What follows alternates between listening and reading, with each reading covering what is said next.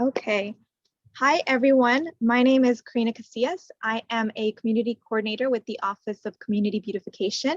And presenting with me today, I have Director of OCB and KLAB, Paul Ross, along with our Assistant Director, Jerry Bolito, Manager of our Adopt a Medium program. This is round one of cycle one of the KLAB Community Beautification Grant, also known as the Beautify LA Grant. Okay, welcome everybody. Thank you for taking the time to learn a little bit about the grant, and hopefully you'll find opportunity to apply and improve your neighborhood. If you've been around the city for a while, you may remember the old neighborhood matching fund program, and that transformed into the community beautification grant. Those are both opportunities that residents of the city of Los Angeles had to improve their neighborhoods using hardscape types of projects funded through those programs. Keep Los Angeles Beautiful, which is an affiliate, which is the Los Angeles affiliate of Keep America Beautiful, is offering a competitive grant program modeled on those previous grant programs for this year to try to give residents in the city an opportunity to improve their neighborhoods once again. Keep America Beautiful, as was mentioned, is a nationwide anti-litter beautification program. They have over 700 affiliates around the United States, and Keep Los Angeles Beautiful is the affiliate here. We have promoted partnerships with various groups and corporate sponsors to help us obtain some funding that we are now using to provide these grant opportunities. In the past, the city of Los Angeles has given out over 1,100 grants to community groups in all parts of the city. These are a matching grant, so we do expect community groups to match the funding amount in various ways, primarily using volunteer labor hours. So again, I really want to encourage everybody to think about a different project. We've tried to make it as easy as possible to submit an application. And for some of the details of how to submit an application and what we're looking for in round one, I'm now going to turn it back over to Karina Casillas. Thank you, Paul. So a little bit about OCB. OCB is located under the Department of Public Works. And as Paul mentioned, the KLAB program was established in 2007 under the Board of Public Works and is managed by OCB staff. So the KLAB grant is a competitive matching grant, which is of an amount of up to $2,500 awarded to community groups to fund neighborhood beautification projects. The grant seeks to revitalize the community, encourage a variety of new partnerships, and help community members create projects that benefit the public at large. We define community groups as community-based organizations. Groups do not have to be official organizations. They can be as small as you and your neighbors to a widely recognized nonprofit. Organizations are furthermore encouraged to partner with other entities. These groups can be neighborhood block leaders, homeowner associations, chambers of commerce, or service clubs and school groups.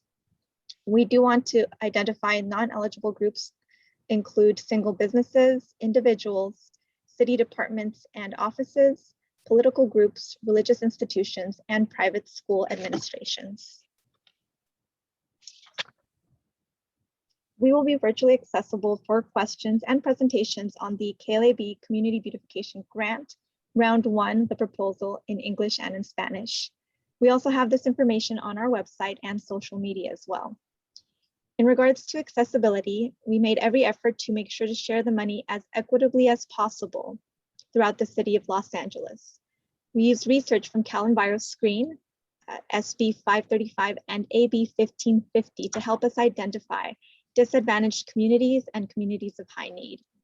A minimum of 33% of the accepted proposals will be allocated to these areas. Proposals located within a designated area can receive an allotment of 1 to 3 additional bonus points. For the project requirements, we do ask the projects be contained within the City of Los Angeles boundaries.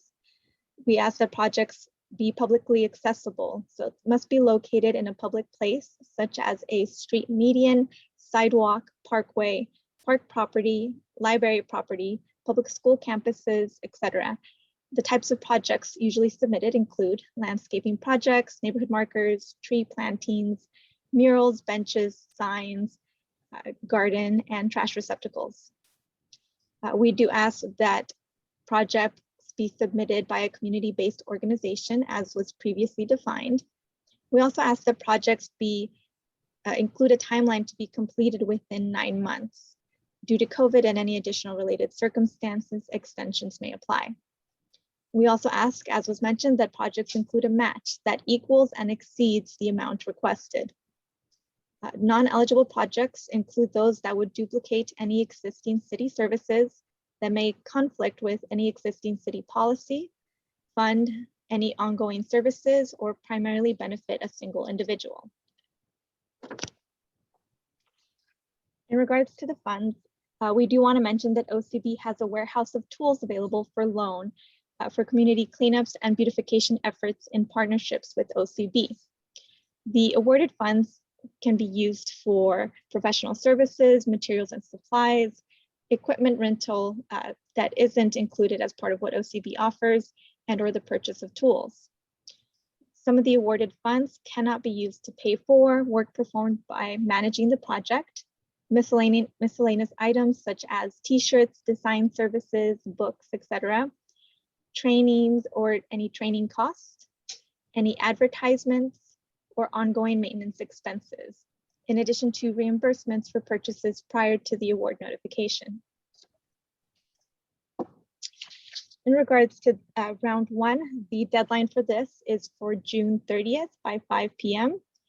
We do want to note that everyone not accepted in this round will have the option to apply again for next cycle. Those accepted proposals will then move on to round 2 of the application. After round 2, the finalists will be announced around September. As was mentioned, ideal projects are those that can be completed within 9 months to a year. The timeliest aspect and the most important before you start building is, of course, the permit process, which I would like to pass now over to Jerry to discuss. Hi, everybody. I am the program administrator for the Office of Community Beautification's Adopt a Median program. And the Adopt a Median program will be working in collaboration with the grant program to help facilitate the permitting of these community projects. One of the things that we will require from members of the community that want to do a grant project is the proper paperwork, proper documentation. It's really important that we have a signed letter from your council member, basically the area of the city where the project will be installed. We need a letter of support from the council member overseeing that district in support of the project. We'll also have various application paperwork, such as a maintenance agreement, a waiver of liability, and a neighborhood partnership agreement that you'll have to sign and submit. Any plans related to the project itself, depending on the scope of work, if it's a landscape project, for instance, we'll need a planting plan, or we'll need a plant list, we'll need irrigation plans. If it's anything structural related, we'll need plans reflecting that type of work as well, including structural calculations. Essentially what happens is when we get all this paperwork at OCB, when we go through everything, make sure that we have everything we need, we'll go ahead and forward it to the appropriate reviewing city entities, more than likely the Bureau of Engineering, the Bureau of Street Services, and any other city entity that needs to look at the project. They will review it, probably come back to the group with some corrections, And that process will continue to take place until everything is approved by the reviewing agencies. Once this is done, we can approach the Board of Public Works to advocate for the project to be approved, and then proceed to the permitting process, where we will apply for permits on behalf of the constituent group. The process, depending on the scope of work, can vary in length of time. Obviously, a simpler landscaping project might not take as long in review as a more involved project with a sign or something like that that has some structural components to it. So we have to kind of take each project as it comes, and we will work along with you to make sure that we shepherd the project through as quickly as we can.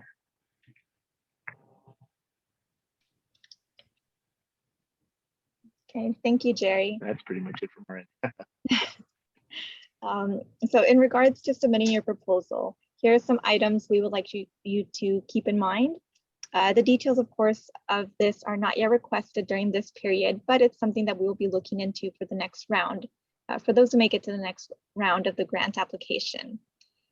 So for finalists, we'll be asking budgets, we'll be asking for the match.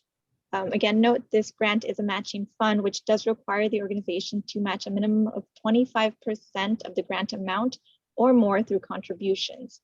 Contributions for the match include the value of discounts and donations.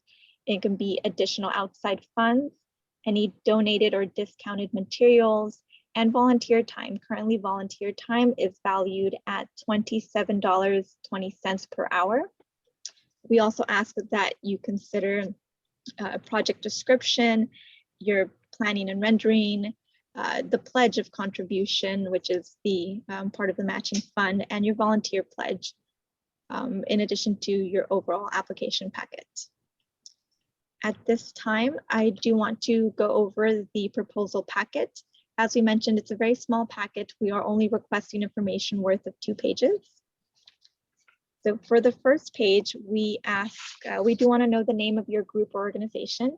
Again, if unofficial, if it's a student group, you can go ahead and create a name for your group. We do ask that you identify 2 contacts, a primary contact and a secondary contact, as a lot of this material is time sensitive. In regards to more formal groups, we do want to know who the head of our organization is for their contact information. And if not currently designated, a project manager who will help keep the group on track to make sure that all the paperwork is completed, etc. We also ask for your names, group organization name, and we ask for a project name, which would be 6 words or less. Some samples of which are provided here are Diamond in the Desk, Signs of Hope, Change and Progress, and or simply The Best Garden Ever. In regards to the amount, it's any amount requested, so it can be up to the $2,500. Some groups may only need $500 and some may only need up to $2,000. So it's whatever amount the group is requesting for your specific project. In regards to the picture of the proposed site location, this is simply put a before picture. So we want to see what location you will be working at. It can be a cell phone picture. We would like ideally 2 or more pictures to kind of help us identify what the area looks like in advance. And in continuing with page 1 of the proposal packet, we wanted to provide some samples of how to identify a project by the site name and or full address. So for the first example of a facility, you have, it can be a school, a rec center, a library, or a nonprofit location. Very simply put, we have Granada Elementary School, the address of 100 South Granada Avenue, Toluca Lake, California. If you are hoping to do a project in a median where no address is currently available, some samples to help identify your location would be Center Median, 1400 block of West Temple Street, or even more simply, generally put, Center Median, southeast corner of Pico and Sepulveda Echo Park, California, 90026. In instances where you have multiple locations being considered, one sample could be you want 15 trees to be located in front of, say, address 1637 West 25th Street. Moving us on to page 2. This is where we ask for you to tell us why you want to make this project a reality and why we should simply choose you. Please explain how your organization also has the ability, whether it be the people power, the expertise, or the fortitude to complete said project. Besides your big idea, we do want to see a little bit of the details in regards to how you are planning to maintain it after. Do consider who will be doing the maintenance and or the responsible parties. Also identify maybe what are some of the unique elements of your project. Who will this project specifically benefit? In regards to maintenance, maybe consider mentioning the frequency of the maintenance as well. My recommendation would be to talk about the project as if you're explaining it to an interested neighbor. So our biggest tip for you today is to start writing today. Run a few drafts as you continue to develop your ideas. Once you've completed both pages, we do ask that you save the packet under the project name. And then when you go ahead and submit your packet, please don't forget to attach your pictures to the email. So at this time, we're going to go into a few of the project samples that we've accepted and created before in the past. For this sample, this is a cul-de-sac located under the freeway. Some of the features that they included were a garden, a plaque, a watering system, and a retaining wall to kind of help beautify this area located within, I believe this is Echo Park. For our second project, we want to identify a set of mural stairs. These are located next to a school in Eagle Rock. So this was created and painted by the local community and the youth of the area. For these other projects, I'm going to go a little bit more into detail. Here we have a before picture of a road median. This is on Ravioli Drive. For those who may be aware, this is a landscaping project. So the idea was the goal is to remove all the dead plants, some of which were invasive, others which you may note are blocking the view of traffic, which create a visibility hazard. And the goal would be to look for more drought tolerant plants. The budget for this median was set at $5,500, and it took about a week for them to finish the project. The city was able to help on some of these services, such as fixing the street sign there located, the yellow street sign, repainting the curb red, and making sure that the water was turned on for the sprinkler system, which was already in place.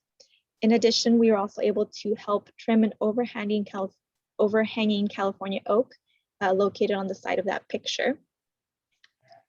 In our after picture, you can see that the trees have been trimmed back, the obstructive plants removed, and new plants, more drought tolerant plants added into the median.